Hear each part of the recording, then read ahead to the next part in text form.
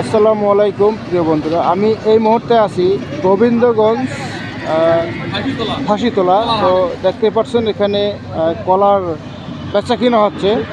তো এখানে রাস্তার সাইডে নিয়ম এখানে কলা বিক্রি হয়। তো ভাই, আপনার নাম কি?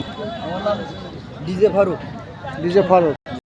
আচ্ছা, কলগুলো আপনারা কখন উঠাইছেন? এইটা সকাল রাত 2টার সময়। রাত 2টার সময় বাগান থেকে উঠে আনছেন? উঠেছি।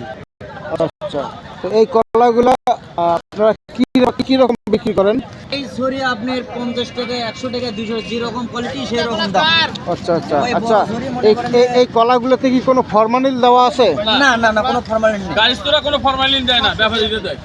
আচ্ছা আচ্ছা, তো এই কলাগুলো যায় কোথায়? এটা চিটাগাং, ঢাকা, কক্সবাজার, সিলেট, বিভিন্ন জায়গায়। আচ্ছা আচ্ছা, লালমনিরহাট, দিনাজপুর, রংপুর, সৈয়দপুর, সারা বাংলাদেশে এই কলাগুলো চলে যায়, পাইকারি কলাগুলো বিক্রি করে। সব জায়গায় যায়। তো কলার দাম এবার এখন কি রকম পাচ্ছেন আপনারা? এখন মনে করেন যে আপনি শতকরা 50 আছে, 45 আছে, 40 আছে, 30 আছে, 25 আছে, 20 আছে, 15 আছে, আচ্ছা, আচ্ছা। বিভিন্ন কোয়ালিটি। দেখতে পাচ্ছেন এখানে কলার আড়ত বাগান বসছে, বাজার বসছে।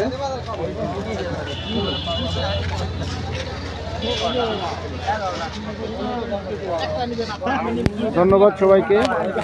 ভিডিওটা ভালো লাগলে লাইক, কমেন্ট, শেয়ার করে দেবেন। Thank you.